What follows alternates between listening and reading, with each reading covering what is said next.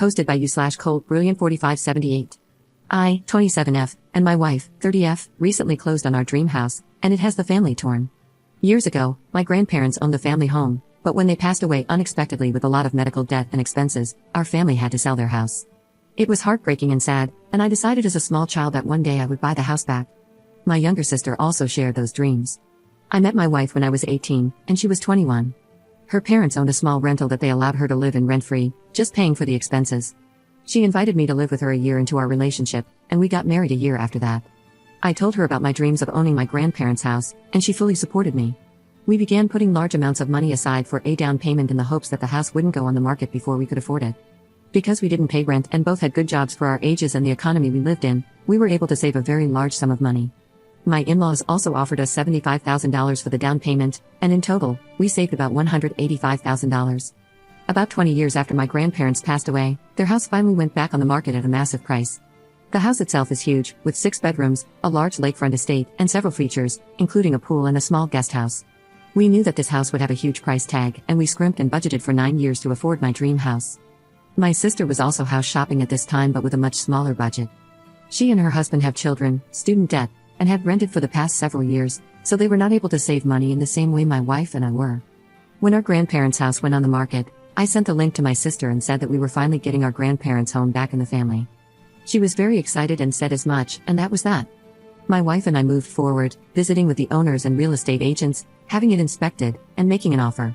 They accepted, and we were absolutely over the moon. Throughout this whole process, my sister kept saying how excited she was to have the house back in the family, and how nice it would be for her children to know this house and grow up in it like she and I did. Our grandparents' house was the location of every birthday, holiday, gathering, and reunion. My wife and I planned on making it that way again, which was why what my sister said didn't raise any red flags. It was weird that she phrased it that way, but it wasn't concerning. We had a barbecue at my parents' house to celebrate the final closing of our house. During the dinner, my mother-in-law offered to kennel our dogs while we were in the stages of moving to keep things easier and them safe. That was when my sister piped up. She asked why our dogs needed to be watched when the real issue was her kids. My wife asked what she meant, and she said that her kids would need more supervision than our dogs, and that she was confused as to why we'd be so busy that our dogs needed watching. I told her I was the one who was confused. I didn't know she was helping us move, and if her kids couldn't reliably be left to their own devices, then she absolutely did not need to help us pack. My sister proceeded to ask why my wife and I would be packing. I told her the obvious: we just closed on a house. For length reasons, I'll leave out a lot of the back and forth, but here's the gist of it. My sister had it in her head that we were buying the house to either A, rent it to her family, or B, transfer the title to her name and have her pay us back over time. Yes, that is literally what she was thinking, despite us never discussing anything like that once. When I told her that was not happening, my sister threw a fit. She was pissed because this was her dream too, and that it wasn't fair that only one of us could live it. She argued that since she had children, they deserved to grow up in the family home, and questioned what my wife and I even needed all that space for. My wife told her that it isn't the family home anymore. It wasn't left in a will or anything. We purchased it, and now it is our home, so we get to decide what we will do with it. My sister told my wife to shut up and that she had no say in this family discussion. I informed my sister that if she spoke to my wife that way again, we would not have any kind of contact with her anymore. She doesn't get to assume we're giving her an entire goddamn house and then throw a hissy fit when she's put in her place. We left after that.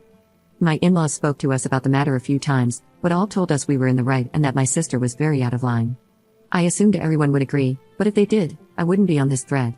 I got texts and voicemails from my parents saying that we were out of line threatening my sister.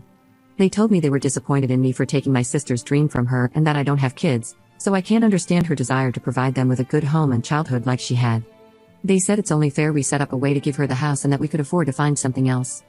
Even my more distant relatives have said that it was cruel of us to take that from her. I'm honestly super shocked and taken aback.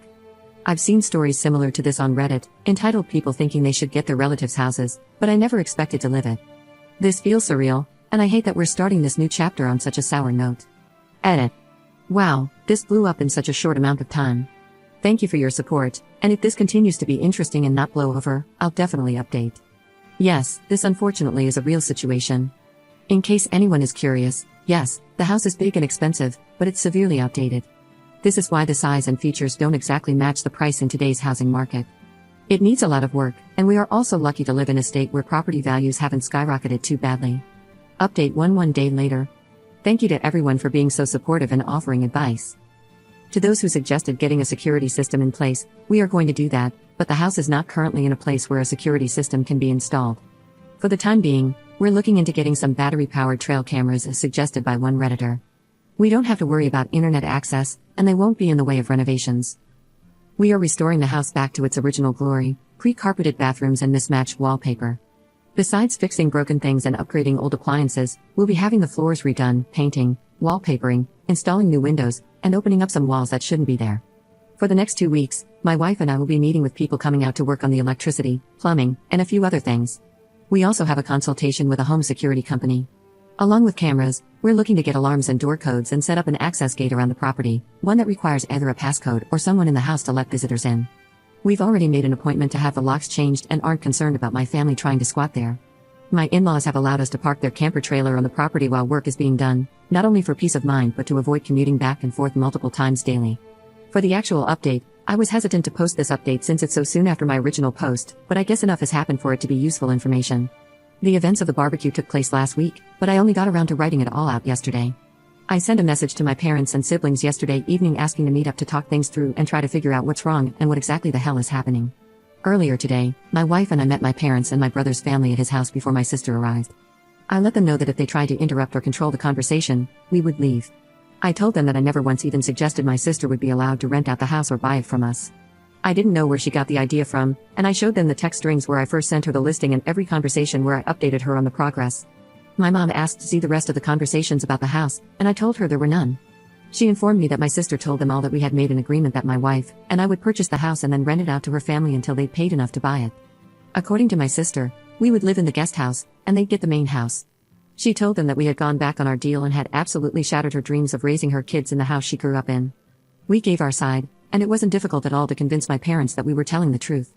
With the lack of evidence on my sister's part and absolutely no legal documentation, my parents didn't even attempt to try and back up what she had told them. My parents were very apologetic and let us know that they never would have said those things to us had they known the truth, and that they supported us 100%.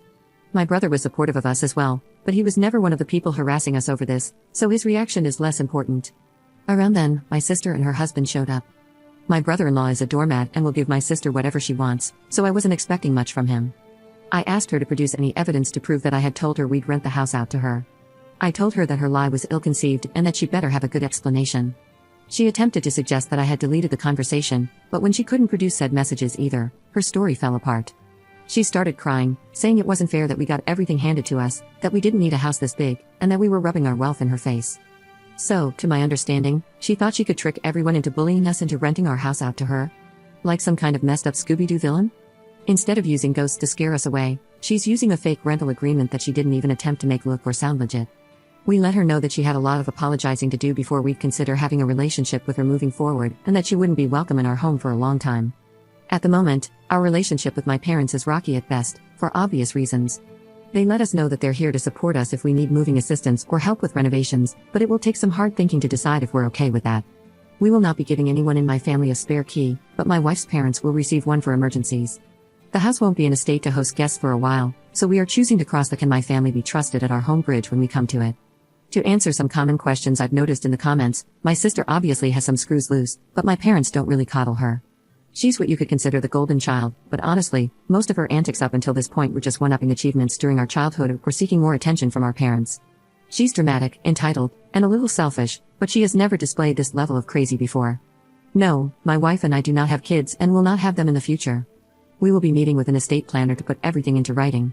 We plan on leaving the property to my sister-in-law and her kids, with my mother-in-law as the executor of our estate for the time being. My sister and her family rent a small house in town. They aren't struggling per se, they are both college-educated with good jobs, but children are expensive, and with student debt and $2,000 a month in rent, they aren't exactly living it up. Also, there's a surprising amount of people mad at my wife and me for being rich. We are not wealthy. My in-laws are comfortable and generous enough to allow us to occupy their rental at no charge. They bought a new house decades ago and just didn't sell their previous one, so they allowed my wife to live there. The down payment was my wife's college fund from years ago. Her parents put money into it, but when she decided to go into a trade, they kept the money and saved it specifically for the purpose of a down payment. When we told them that the house was finally up for sale, they offered the college fund they had kept for her. We work good paying jobs, but we were able to save so much because we didn't have to pay $2,000 a month for housing. We did skimp and save, and we did earn it. We lived below our means and spent years foregoing any kind of luxuries to afford something we wanted. So yeah, not as drama-filled as a lot of people were expecting or hoping. I don't see this as the end of it, not at all, but for the time being, my wife and I are focusing on dealing with our new house and not my sister.